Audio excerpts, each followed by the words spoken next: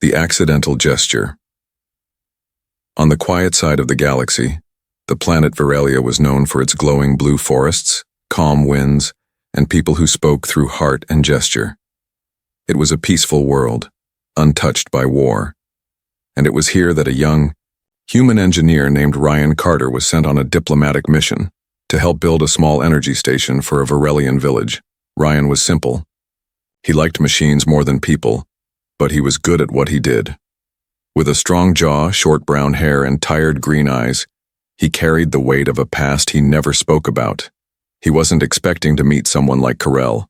Karel was young for her kind, with soft silver skin that shimmered slightly under Virelia's twin moons. Her long black hair was tied with glowing strands of moss, and her violet eyes were filled with curiosity. She worked as a healer, quiet and observant, always watching the human from a distance. Ryan had noticed her a few times while repairing the turbines, especially the way she seemed to understand things without speaking. She was kind to the animals, always helping the younglings, always calm. One evening, after finishing a week of work on the energy core, Ryan found Karel sitting near the central tree, a giant glowing pillar of life that connected all Virelians spiritually. He approached, nervous but grateful. From his pocket, he took out a small wooden charm he had carved during his time alone on the base. It looked like a swirl of wind around a sun. Nothing special, just something to say thank you. He held it out with a gentle smile. "Here," he said, "for helping me with the translations, and for being nice." Karel looked at the charm, then at his eyes. Slowly, her lips parted. She let out a small gasp. Then, she placed her hand over his, closed his fingers around the charm, and said softly, "Yes." Ryan blinked. Yes what?" She stood up quietly, cheeks glowing pale pink. "I accept your bond." "Wait, what? Bond?" But it was too late. She had already turned and walked away, her movements graceful and light. Around them, nearby Virelians watched with surprise and joy. A few even whispered and smiled. Ryan stood frozen. "Did I just propose?" he muttered under his breath. Later that night, back in his cabin, Ryan typed into the database and searched Virelian customs. He read with growing horror. Offering, a handcrafted item using both hands with direct eye contact, is a sacred proposal of life bonding between two individuals. If accepted, the receiver becomes one's intended. Ryan's face turned pale. Oh no. No, no, no. He rushed to the communication room and tried calling command, but the signal was weak due to the local atmosphere. All he got was a scrambled voice. Keep relations friendly. Don't offend anyone. Use diplomacy. The next day, when he stepped out, the village looked different. Virelians nodded to him with respect. Children followed him, whispering "bonded one" in their melodic language, and Karel, she waited by the spring with fresh flowers braided into her hair. "I prepared food for you," she said sweetly. Ryan panicked. "Karel, we need to talk. That gift, it was a mistake. I didn't mean to propose anything." She looked at him calmly. "But you did, and I said yes." "But I didn't know what it meant," he exclaimed. Her face didn't change. "Does it matter now? The gesture was made from your heart. That is the only truth the spirits recognize." He sat down, putting his face in his hands. "This is a nightmare." She tilted her head. "You fear being bonded to me?" "No, I mean not like that. You're kind, beautiful. I didn't mean to start something this serious." She nodded slowly. "Then let me ask again. Do you wish to stay beside me, Ryan, of our Earth?" He looked up into her eyes, so calm, so open. For a second, the engineer who always worked alone felt something inside shift. "I don't know yet," he whispered honestly. She smiled softly. "Then I will wait until you do." As she walked away, Ryan realized that the simple charm he gave had changed everything. This wasn't just a cultural misunderstanding, it was the beginning of something much bigger. Something he might not be ready for, but something real, and the entire village already believed they were soul bonded. The alien custom Jared didn't sleep well that night. He kept thinking about the way Thalexa looked at him, shocked, then shy, then serious. Her bright purple eyes glowed under the twin moons, and her voice had trembled when she spoke. "You offered bonding?" The word rang in his mind over and over. He had no idea what she meant. He was only trying to show her respect. On Earth, placing your hand over your heart was a polite gesture. But here, on this alien world, it clearly meant something else. The next morning he walked outside the camp, hoping to clear his mind. The jungle buzzed with alien insects. Colorful vines dripped from tall trees like curtains. He didn't notice Thalexa waiting by the stone path until she stepped into view. "You avoided me," she said softly, her ears slightly drooped. "No. I mean, not on purpose," Jared said quickly. "I didn't mean to upset you last night. I don't know what bonding means in your culture." Thalexa tilted her head. "You don't know?" He shook his head. "On Earth, that gesture, it means trust, or honesty, or—" He shrugged. "Respect." Thalexa blinked, clearly confused. Then her eyes widened in realization. Oh no. She sat down on a mossy rock and pulled out a small data slate. With a few taps, she brought up an ancient image. An alien couple, hands over hearts, kneeling before an elder. "This," she said, "is the gesture our ancestors used during the ritual of bonding, when one partner silently offers union, when they ask to be joined for life." Jared's face went pale. "You mean like marriage?" She nodded. "Yes, but more sacred, a bond not easily broken." Jared's stomach turned. He hadn't meant that at all. But before he could panic, Thalexa placed a hand on his arm. "I need to ask you something, Jared," she said. "Why did you do it? That gesture?" He sighed. "I've seen how the others treat you. Some still don't trust your people, but you've been kind, brave. You saved me when that creature attacked last week. I respect you, Thalexa, deeply. So I tried to show that." Her eyes shimmered. "You are strange, human, but honest." Jared thought that would be the end of it. A misunderstanding cleared up, a cultural gap bridged. But the news traveled fast in the village. By nightfall, the entire alien outpost was buzzing with whispers. "The human has offered bonding. The ambassador's daughter has accepted. There will be a meeting of the elders." Jared sat outside his tent, rubbing his temples. "What have I done?" That's when a shadow fell over him. "Jared of Earth," a deep voice said. He looked up and saw an elder, tall with silver lines glowing across his skin and robes embroidered with stars. Beside him stood Thalexa, calm and serious. "The council would like to hear your intentions," the elder said. "You may not know our ways, but the gesture was made. We must honor it." Jared stood slowly, heart pounding. "Can I explain? It was a mistake?" The elder didn't blink. "You may try, but intentions do not erase symbols. You have lit a fire. The only question is, will you let it burn?" Whispers beneath the stars. The night sky on the alien world was unlike anything Jace had ever seen. Purple clouds drifted slowly above, and stars blinked in unfamiliar constellations. The air smelled of spice and flowers, and soft lights danced across the alien trees like glowing fireflies. It was beautiful, calm, but his heart was racing. Ilari stood next to him silently. Her long silver hair caught the starlight, and her golden eyes shimmered with 1,000 emotions. She was the most stunning being Jace had ever seen, and the most confusing. Neither of them had spoken much since the gesture. Jace had only meant to show gratitude. He didn't know that placing a hand over one's heart and then gently offering it outward meant a bond proposal on her planet. "Back on Earth," he finally said, breaking the silence. "That gesture means thank you. It's polite. It doesn't mean..." Marriage or anything? Ilari tilted her head slightly. Her voice was calm, soft, but curious.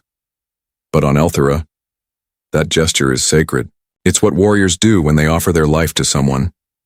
Jace's throat went dry. I didn't know. I believe you, she said gently, walking closer. They sat on a rock together, surrounded by glowing plants. A strange silence filled the space between them, not awkward, but deep, thoughtful. I'm not angry, Ilari continued. You didn't trick me. I'm confused, but also curious. You risked your life for me. You healed my wounds. You look at me like I'm not a monster. You're not, Jace said quickly. You're brave, kind, and honestly, and I think I've been waiting my whole life to meet someone like you. Ilari blinked slowly. Even someone not human? Jace smiled. Especially someone not human. They both laughed quietly. It was the first time they had laughed together since the chaos of their mission began. But under that laugh was something heavier, something forming between them. Suddenly, a crackling sound echoed through the woods. Ilari tensed and stood quickly, her hand on the sharp, curved weapon at her hip. Jace followed, drawing the plasma knife from his boot. From the shadows, several tall figures emerged, alien scouts but not friendly ones. Those are Kern hunters, Ilari whispered. They hunt anyone who bonds outside their kind. They're extremists. Let me guess, Jace muttered. They saw your tribe's message about us. She nodded grimly. And now they want to stop it. Jace glanced at her. You mean, stop us? The Kern hunters stepped closer. Their armor was black and jagged. Their faces were covered with red masks, and their weapons glowed with dark energy. You are forbidden, one of them growled in a rough alien tongue. The bond is a crime. We didn't bond, Jace said, raising his hands. Yes, Ilari whispered. But the gesture means they believe we did. They were surrounded. Jace glanced at Ilari, whose hand tightened on her blade. What now? He whispered. We run, she answered. But not in fear. We run together. They bolted through the glowing forest, dodging between trees and rocks as blasts of energy hit the ground behind them. Jace could feel the heat of it on his neck. He stumbled, caught his balance, and Ilari reached out, grabbing his hand. Their fingers locked. No words, no time. But something passed between them in that grip, something strong. As they ducked into a hidden cave behind a waterfall, breathless and muddy, Jace looked at her again. Is it still just a gesture now? He asked quietly. Ilari looked at their joined hands. No, she said softly. Now, it's something more. The hunter's ultimatum. The cave behind the waterfall echoed with every drop, but it was the pounding of Jace's heart that he noticed most. He and Ilari sat in the dim, blue glow of the moss-covered stones catching their breath. Water trickled down the side walls, and from outside, the sound of the Kern hunters moving through the forest grew louder. They won't give up, Ilari said, eyes scanning the entrance. They believe our bond is a stain on their honor. Jace frowned. But we're not really. You don't get it, she interrupted gently. To them, intent doesn't matter. You saved me. You touched me with that gesture. They saw it. That's enough. The Kern believe in purity of blood and tradition. Anything outside that must be destroyed. Jace leaned back against the cold stone wall. So what now? We just hide forever? No. She turned to face him. We face them, but not alone. Ilari pulled out a small cube from her belt. She pressed a glowing rune and it hummed.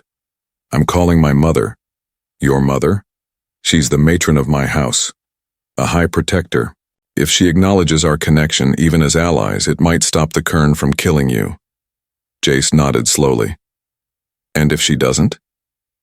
Ilari didn't answer. Her silence said everything. Moments passed. Then a soft light filled the cave. The cube projected a figure, tall, regal, with hair like silver flames and eyes sharper than blades. The matron of House Velsheri. Elari, the matron spoke, her voice rich and commanding. Why do you call me in the dead hours of the stars? Hilari stood. Mother, I'm with a human. He saved my life. I may have signaled bonding. The matron's expression hardened. What? You know the law. I didn't mean to. Elari replied quickly. He didn't know our customs, but the Kern saw it and now they're hunting him. They'll kill him. The matron turned her gaze to Jace, her voice softened just a bit. Is it true? You saved her? Jace stepped forward.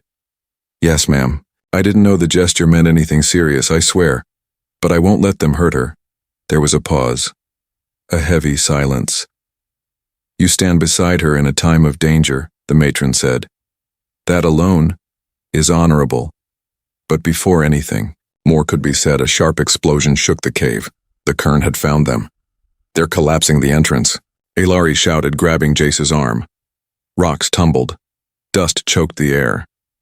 Jace and Elari rushed through the narrow back tunnel, guided only by the glow of her belt beacon. Suddenly, 3 Kern warriors dropped from above into the path. Weapons drawn. You had your chance, one growled. Now you both die. Elari stepped forward, her voice shaking but strong. I invoke the right of shielding. You cannot strike him while I stand. The lead hunter sneered. Then you will fall with him. Without warning, Elari struck first. Her curved blade met their claws mid-air, and a brutal fight began in the shadows of the cave. Jace dodged a blast, rolled, and tackled one of them to the ground. He wasn't a trained fighter like Elari, but he had grit and a survival instinct. The battle raged in close quarters. Blades clashed, sparks flew, and in the chaos, Elari was wounded, slashed across the side. Jace saw red. He grabbed a shard of rock and smashed it into the mask of the nearest hunter. The warrior fell back, stunned. With a loud cry, Jace stood over Elari and shouted, Enough! Silence fell. The remaining Kern paused. In that moment, Jace did something strange. He placed his hand over his heart again, then held it out to Elari. Everyone froze.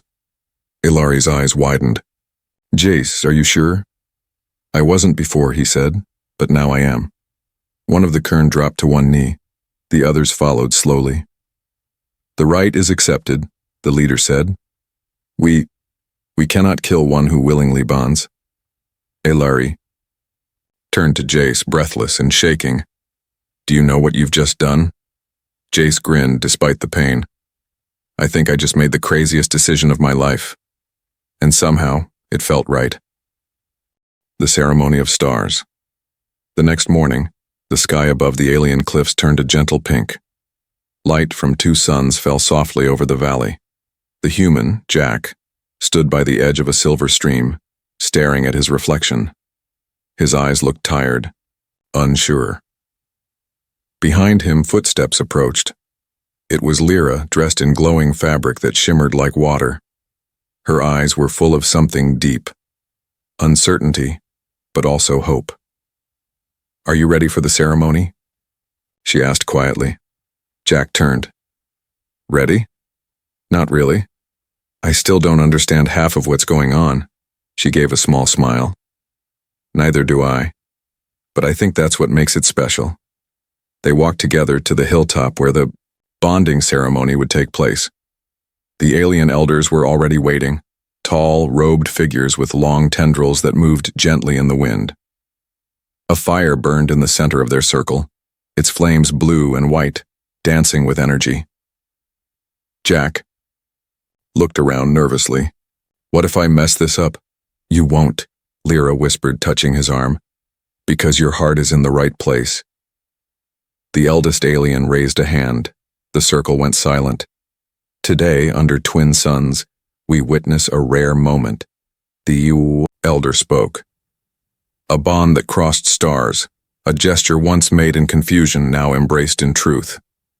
Jack stepped forward. So did Lyra. They were each handed a small crystal, alive with color. Place them together, the elder instructed. Jack and Lyra slowly pressed the crystals into each other's palms. As they touched, the crystals melted into light swirling around them. A strong wind blew. Everyone gasped. Jack's mind flooded with memories, not his own, but Lyra's. Her fears, her loneliness, her dreams. And Lyra saw his, a young boy, looking at Earth's sky, always feeling like he didn't belong. Tears rolled down both their cheeks. Suddenly the fire flared, bright and golden. The sky darkened for a moment as if the universe paused to watch. "It is done," the elder said. "The bond is sealed." When the wind calmed, Lyra collapsed into Jack's arms. Her voice trembled. "I didn't know it would feel this deep." Jack held her tighter. "Me neither." Later that night, under the stars, they sat alone, watching the sky. Neither spoke. No words were needed. Something invisible yet powerful now connected them. But far above, a signal blinked red in space. Someone had been watching, and they were not happy. The unseen eyes. The stars above seemed peaceful that night, but something stirred beyond the quiet beauty of the sky. While Jack and Lyra lay side by side on a soft patch of glowing moss lost in the warmth of their new bond, hidden satellites blinked silently in orbit, recording, calculating, observing. Far above, on a dark military vessel belonging to the Coalition of Allied Worlds, a transmission lit up a private chamber. "Bonding confirmed between human subject 6X and Zaltran Royal Lyra," the AI voice said coldly. "Activate protocol, retrieval and separation." Inside the room, Commander Vareth, a high-ranking official with a metal-plated jaw and icy gray eyes, narrowed his gaze. "We warned them," he muttered. "Cross-species bonding was never meant to happen, not like this." Meanwhile, on the planet's surface, Jack and Lyra walked through the glowing forest hand in hand. Lyra's step had changed. It was lighter, freer, as if a weight had lifted from her shoulders. Jack noticed it. "You seem different," he said softly. "I feel whole," she replied. They paused by the old tree of voices where leaves hummed softly in the wind. Lyra leaned against its trunk and her eyes met Jack's. "I used to dream of bonding with someone," she said, "but never thought it would be a human. Never imagined you'd see me as more than strange." Jack smiled. "You were never strange. To me, you were just unspoken." Before Lyra could respond, a sudden loud boom shook the forest. The ground trembled. Birds, if you could call them birds, screeched and flew off in chaos. Above the treetops, large black shapes pierced through the atmosphere. Ships, military grade. "Jack, run!" Lyra shouted, but it was too late. Metal pods slammed into the earth and armored soldiers marched out. Weapons pointed forward. Their suits bore the emblem of the Coalition. A cold voice echoed from the lead soldier's speaker. "By interstellar law, unauthorized bonding between species is forbidden. Human, subject 6X, surrender immediately." Jack stepped forward, placing himself between Lyra and the soldiers. "She's not a threat, she's not some experiment." "You are not authorized to speak," the soldier said. Lyra reached for Jack's hand. "We're bonded. You can't break that." The soldiers ignored her. One raised a stun rifle and fired. Electric blue arcs surged toward Jack, knocking him to the ground. Lyra screamed and tried to reach him, but two soldiers held her back. "Take the human for containment. Prepare the female for memory extraction." "No!" she cried, tears streaking down her face. "Jack!" The last thing Jack saw before losing consciousness was Lyra fighting with everything she had, her voice echoing through the forest like a desperate song. Darkness closed in, but even in the dark, something was changing inside him, something no one expected, something even the soldiers would regret. The power of the bond. Jack's eyes snapped open. The cold floor beneath him felt like metal. Fluorescent lights buzzed above. His wrists were bound. His head throbbed with the aftershock of the stun blast, but something had changed. His heart was beating faster than ever before, not from fear, but from something deeper, as if every cell in his body remembered Lyra's voice, her tears, her scream. Across the galaxy, In a sterile interrogation chamber aboard the Coalition flagship Halberd, Lyra sat slumped in a cold metal chair, restrained by glowing cuffs. Her silver hair hung over her face, damp with sorrow. She hadn't stopped fighting. Not when they took Jack, not when they separated her, not even when they threatened to erase her memories of him. A tall officer entered. "We will remove the bonding trace. You'll forget everything about the human." She lifted her head slowly, her voice hoarse but clear. "Then you'll have to erase my soul." The officer scoffed. Typical romantic delusion. This wasn't love, it was contamination. But just as he turned, alarms blared across the entire ship. Red lights strobed, doors sealed. Guards shouted down corridors. "Containment breach. Sector 9. Subject 6X has escaped." Jack was moving like a man possessed, not because he had weapons, not because he was trained, but because he felt Lyra's pain in his bones. The bond wasn't emotional anymore. It was physical, psychic, real. Somehow, through the alien connection they forged, he could sense where she was. Doors slid open before him as if guided by fate. Soldiers tried to intercept, but he fought with something more powerful than combat skills. Every strike, every move came from a place of purpose, of protection. By the time he reached the central memory extraction chamber, Lyra was surrounded by 5 guards.